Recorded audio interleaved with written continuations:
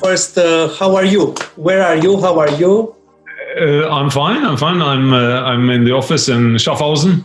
However, most of the colleagues do home office these days, but I'm still there. I mean, in design and development, we still continue working. Especially these days, it's very important to work on the future of the brand and to keep innovating and keep creating new ideas for the years coming, and also for the time after this crisis. Sure. So, how did you start in the watch industry? Yeah, I started actually almost 12 years ago in 2008. This was a lucky coincidence that I was asked for the job of creative director at IWC, because I haven't worked in the watch industry before. I'm trained as an industrial designer. I worked in product development and brand consultancy before in very different industries, but not watch industry before. And I brought a general understanding of how to develop and how to design a technical product and how to manage some visual brand assets.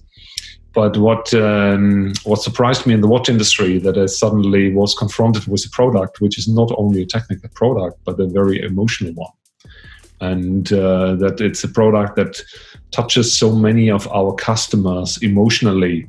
Whenever I get the chance to meet them, they tell me about when and how they received, inherited, or purchased a certain watch that really touched me. And this is still one of the main aspects which keeps me going and inspires me and motivates me to work in the world of mechanical watches. You discussed about emblematic watches and like IWC and what makes a watch iconic. It's definitely, especially these days where you have so many watches coming to the market every week, there's only a very few that stand out.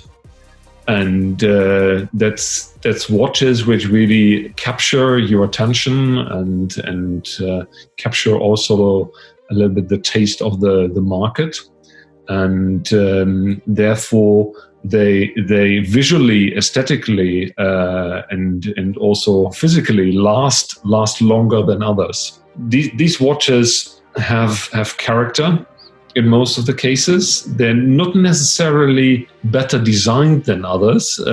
It's not a question of general level of design. And whenever I look around me, also with many other brands, the level of design is still very, very high and constantly increases. Also, the technical quality of watches constantly increases. But really what makes a watch iconic is the character and the identity of that piece. And this is a mixture of characteristic lines and a certain relevance, which also comes not only with a commercial relevance, but also comes with a relevance to the brand. And these watches also are a good embodiment of what a brand stands for.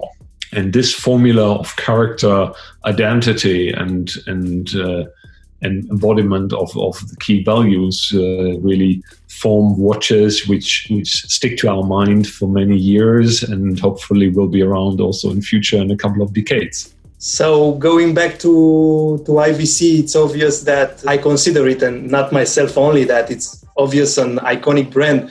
How would you describe that one thing which makes IWC iconic that no other brand has? Yeah, I think IWC has a very powerful formula to bring together the technical, the engineering side with the passion for watchmaking, to bring together technology and design.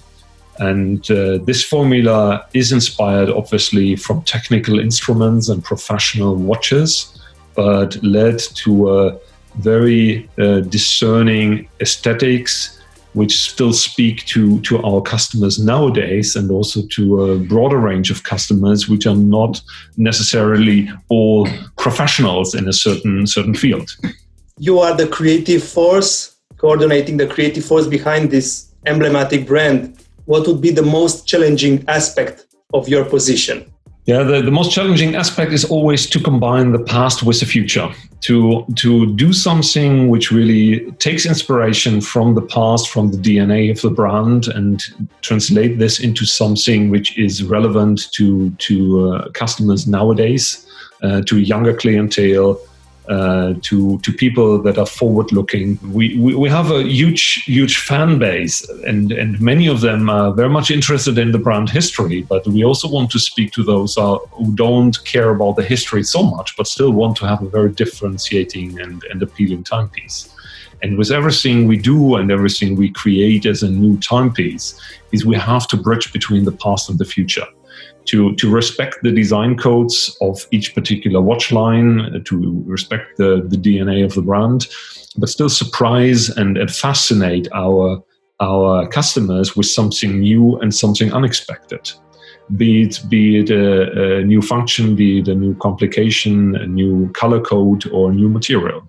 It's obvious that you are addressing a public that it's evolving. We are evolving with time. So how did the passion for watches evolve in the past 10 years, in your opinion? Yeah, I think that in general, what we observe is that many of our customers are very, very knowledgeable. So there is a lot of know-how around in the watch aficionados and the customers from IWC, which I meet on a regular basis.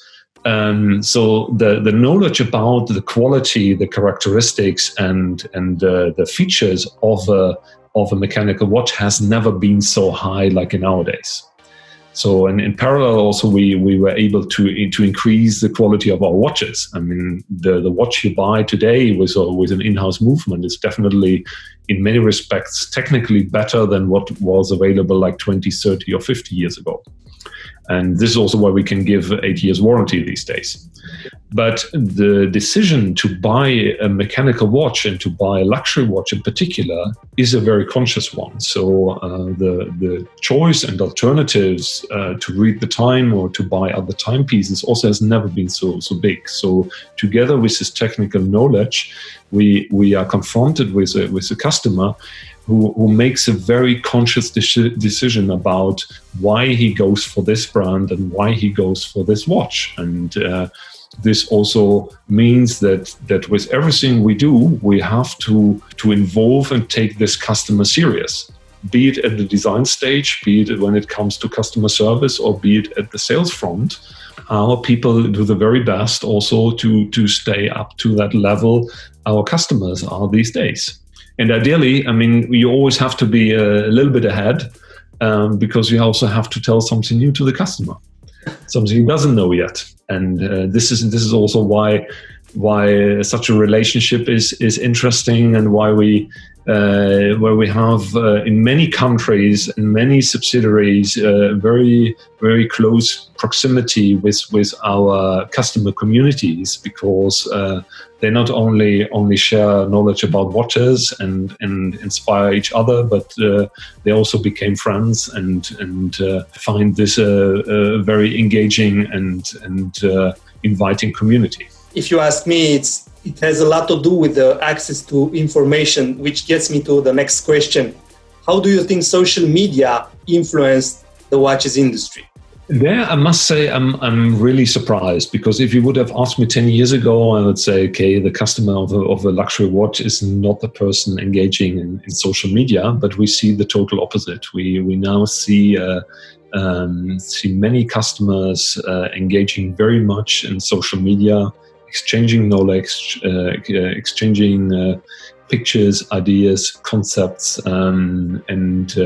so this became a very, very important platform to engage with our customers. You would be surprised how tech savvy our clientele is. Many of them are interested in technologies, use technologies. And despite the fact that they're amazed with the mechanical watches, they still buy the latest technical gadgets and bring in a lot of know-how. And they're also very creative. These are people who definitely have a good understanding of aesthetics and creativity, even the ones who don't work in creative jobs or businesses. They enjoy being creative themselves when they create images, small films. And this all shows a strong affinity with design and aesthetics, and this also links to what I said earlier.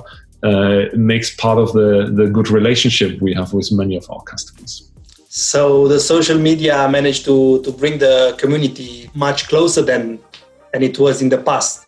Now a question which also relates to your style. I mean, I was privileged to meet you and to meet many times, and you were always dressed very elegant. So what would you consider the most important aspect of an elegant watch? In fact, it has to meet your personality, and this links to what we talked about in the very beginning.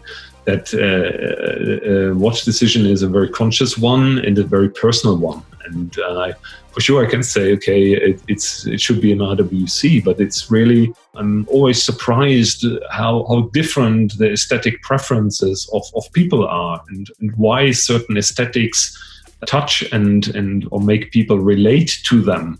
And this is what in the end matters. I think the attitude you wear the watch with, and the fact that this watch meets and matches your personal style, in the end is much more important than the price level or the detail of the watch as such. If it becomes your watch literally, and then you will wear it with pride. You wear it with a certain nonchalance and a certain sophistication, and this is what other people will notice and will hopefully also like. Yeah. You work with a beautiful brand with a lot of beautiful models, but if you would allow to share with us, which is your all-time favorite watch? It's always difficult because my favorite one is always the one I'm working on and which is not disclosed to the public. As we usually work 2 to 3 years ahead in the design, that's always the collections that are coming, which I'm very much involved with, where I look at the pieces, where I test some prototypes every now and then, and this involves me. But maybe if there's one watch which is always been important to me, then it's the Portuguese Yacht Club, because this was one of the first watches I got my hands on when I joined the brand 12 years ago, and which was launched in 2010, the first generation Portuguese Yacht Club. And I'm now super excited this year that we are launching the third generation with a couple of new ideas, many enhancements, and I think it's the best Portuguese Yacht Club ever. And one last question, because our magazine, MISTERWATCH, is described as the magazine about time well spent. If it would be for you, what does time well spent mean for you? Time well spent is always if you forget about time. If you are really in the middle of a creative process with some great people in the team, and you really feel, okay, we have really moved the needle with what we've done in the last hours or days or weeks, and we went through a very intense time recently, and there I must say, okay, time well spent. But it's also when I forget about time when I'm with my family or when I'm on a sailing boat.